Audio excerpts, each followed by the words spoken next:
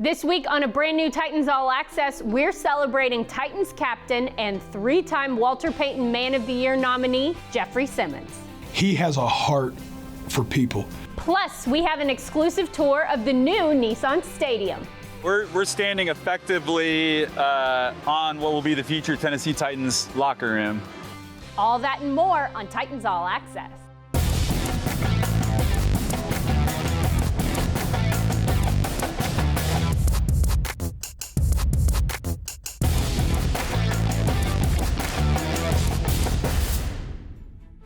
Welcome to Titans All Access. I'm Amy Wells. Happy holidays. Merry Christmas, everyone. We are coming to you from the BetMGM studios. Now, Big Jeff, his impact is felt both on and off the field, but mostly off the field, where he gives back to the community and to those in need all the time. This is why he is the Tennessee Titans Walter Payton Man of the Year award nominee for the third consecutive season. It's an award that is very well deserved, and we want to show you why right now. How you doing? I'm Jeffrey. I met a new friend, Knox, and was over there making cupcakes, and I want to invite him to the football game Sunday. You be playing Fortnite? My little niece probably better than you. I'm telling you, come on. You gotta go through the bag, though. Nah, you gotta come around the back. Come on, what happened? It's no coincidence that Jeff Simmons has been our Walter Payton Man of the Year the last 2 years. He has a heart for people. He has a heart for his community back in Mississippi, but he also has a big heart for Nashville. From the day Jeffery Simmons walked through this door, I think he just personified the ultimate Tennessee Titan. Oh, you're a Titan fan? That's what I like to hear. You're gonna hit him hard. Hit him hard, hit him hard. We're so blessed to be in this position to be able to play football, but you know, the most important thing, I think, is being able to just put a smile and impact someone's day. It was your first time fishing? So you know the cheat code. You know the cheat code. I got MVP. You got MVP? That's what's up. 2 head tops. 2 head tops? Yeah. You think you catch on my head? You gonna catch over me like that? Nah, you're too big. Well, you can't go wrong with getting a suit for signing day. Of course. He is the heartbeat and passion of so much of what we do on the field and off the field. He just seems to understand in a really powerful way what his impact can be.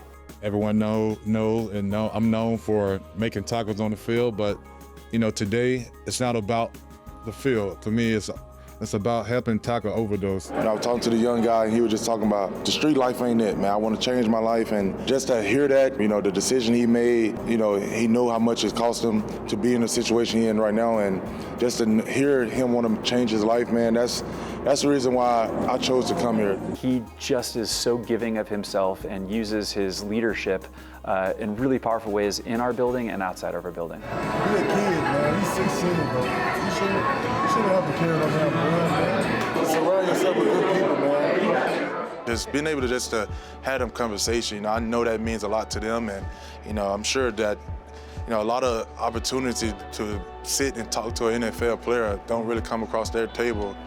That's you at quarterback? Go on that thing. When he's out in the community, he's constantly building anyone up. It's funny, Jeff being a defensive player, he's never tearing anyone down except for on the field. He's constantly building them up. He's building up our littles. He wants to make sure that what he is saying is give back to the community like me, and he shows off by example. He talks the talk and walks the walk. And so I think what started off as him being an advocate turned into him truly being an honorary mentor to so many kids. How old you turning today? 8? Here you go. You take my hat home. Happy birthday. You can take it out. I don't know if we were feeding the homeless or at Juvenile one day together, and he was telling me about his community day, and he's like, yeah, I do it every year, and he was glowing about it, y'all, about how excited he was. He was like, this year, and he was like all fired up about what he was doing. He didn't ask me for anything. He was just like kid-like excited about what he was doing for his community. He's got a giving heart. He does so much for my town. I said, Jeff, what can I do for your town? He said, if you would just pop up and say hello to the city of Macon, Mississippi, it would mean a lot to me. I said, Jeff, I'll be there. When is it? He said, July 5th. I said, oh, that's a really inconvenient day. But I'll still be there, Jeff, because I told you I'm coming, baby. I told him that means a lot to me for him to come down for free. You know, he did that for free. Also on top of donating $20,000 for a splash pad, like that means a lot to me. And Hopefully, you know, I know how much Nashville means to him, and hopefully we could work together to do something really big here in Nashville pretty soon. What's up, y'all? It's your boy Jelly Roll, Nashville's own Tennessee Titan lifetime fan. Really cool moment for me, man. This has become my friend, but this is a real man of service, and I get to be the guy the Titans picked to tell him that he is the Tennessee Titans Walter Payton Man of the Year. This is cool, man. Let's go see Big Jeff. If you don't know, we're gonna have a little discussion. What up, man?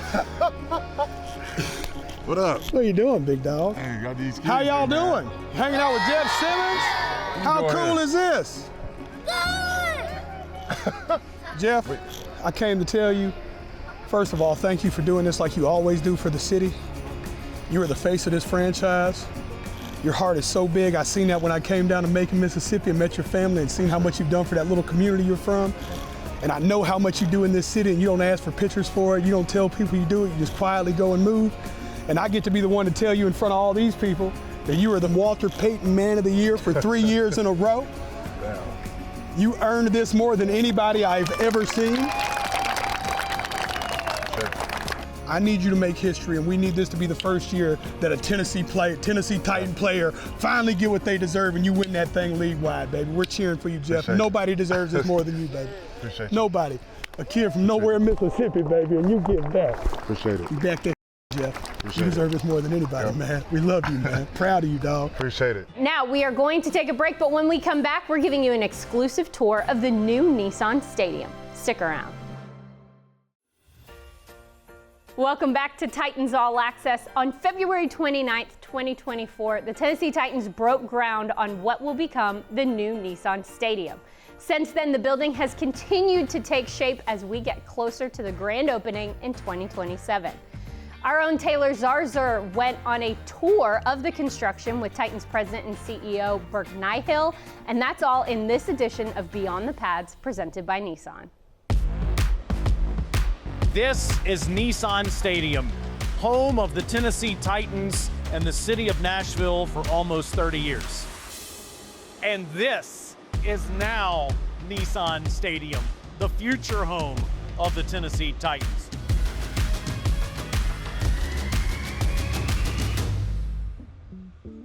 With the president of the Tennessee Titans, Burke Nihill, I'm Taylor Zarzour. Burke, how did we go from there to here? You know, where we sit now, we're halfway through building this building. This is a bit of a defiant and an audacious city and state. This state, we've got a soul here, right? This is not like other places in the world. The thing that people feel in Nashville and Tennessee that's such a draw for the people who live here forever, the people who come and visit. How do you start from scratch and build something that's unique to this city, this state, this team? One thing that you notice immediately is this one has 60,000 seats, and every seat has a meaningful experience. How'd you come up with that number? We didn't start off with some sort of arbitrary artificial number. We just wanted to have every single person, from the super premium to somebody coming standing room only, having a great experience. One of the number one things I get when I bring people through on tours is this literally looks like a Coliseum, right? And it starts off with this bedrock decision of literally putting the field wall to the inch as close as the NFL will let you put it. And it seems like you're trying to strike a balance between having a meaningful experience coming here and having the biggest events in the world. How important is that to our organization, to this city? Our objective was all of it, right? Yeah. At its core, this should be the best home field advantage for the Tennessee Titans. And on the far end of the spectrum, this should be a place that all the major events in the world are going to want to come. 2.1 million square feet facility. That's how big it is. And it has a 12,000 square foot community space. Yep. So, I mean, if you think about it, that's a massive building, yep. But every part of it is meaningful. Yeah, I really don't think that there's an inch of this building that we haven't considered. This building just makes sense. Every concourse is 360 degrees. We've got a stage that we built into the lower level of the building. This is Music City.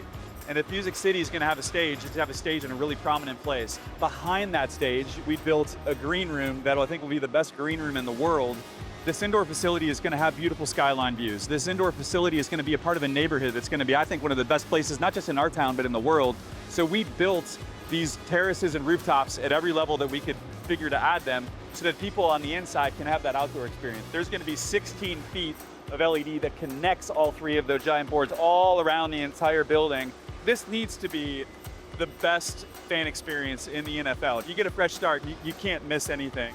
Yeah, watch the game, then watch the board to watch the replay, and it's going to be an extraordinary experience. Okay, Burke, where are you going to take us next? So we're on the terrace level now. Let's head down to the Pinnacle Club. All right, let's do it. This is called the Pinnacle Club? This is the Pinnacle Club. You can see from here the views. These are going to be a pretty special place for somebody who's looking for that premium experience.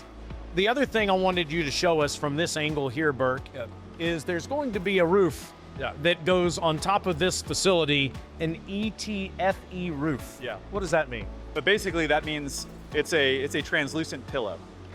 So when I say translucent, I don't mean literally see-through where you can make out an airplane or something like that, but it lets the daylight through. We have just the right amount of filtering so that it feels like daylight.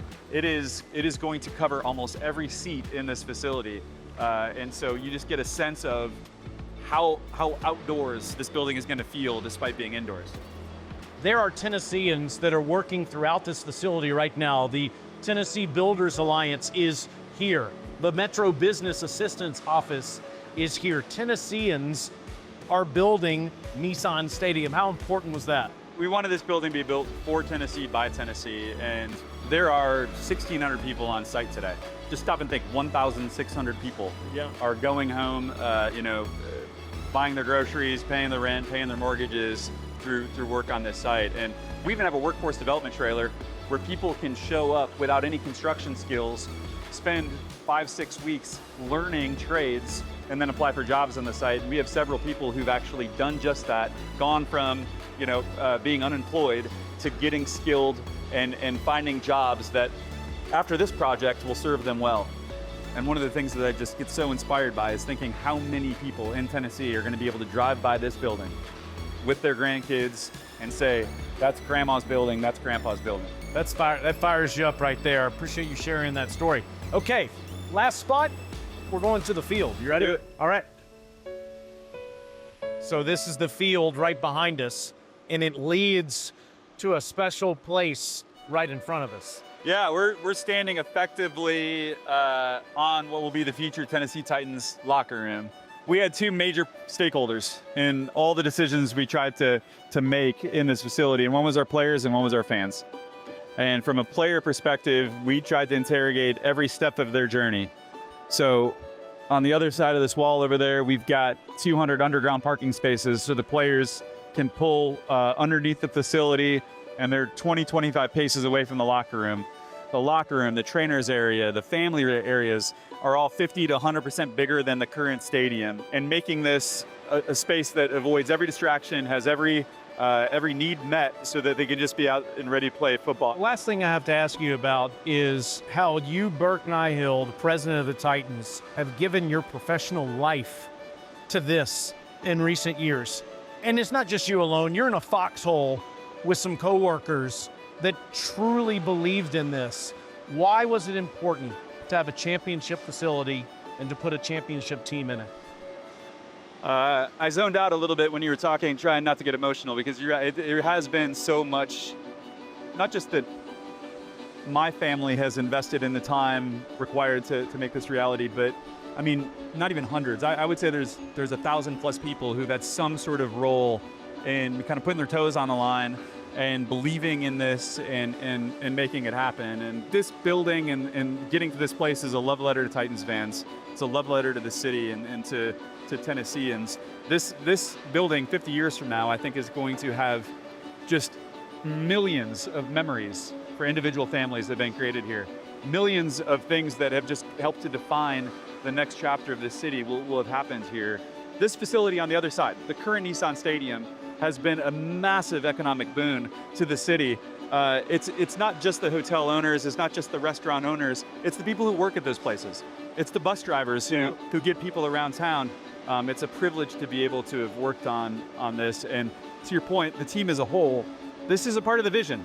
We have ambitions to be on that Mount Rushmore of NFL teams. And I think as an organization, the picture that you're seeing today represents a lot of where we are as an organization, where there's a level of construction happening. And just like this building is going to be one of the best buildings in the world, I believe that our team's going to be one of the best teams in the NFL, and sustainably so.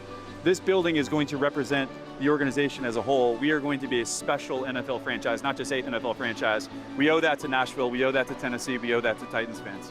Well, just finally, a personal story. You've created so much passion throughout our organization, and you're going to do that throughout our entire fan base. And there's going to be one person, at least of these 60,000, that is going to be way up there on the 7th floor at the 50-yard line, screaming about the Tennessee Titans competing for championships in its premier facility. Thank you for showing us around. Appreciate you. Can't wait to be in here. Yeah, me too.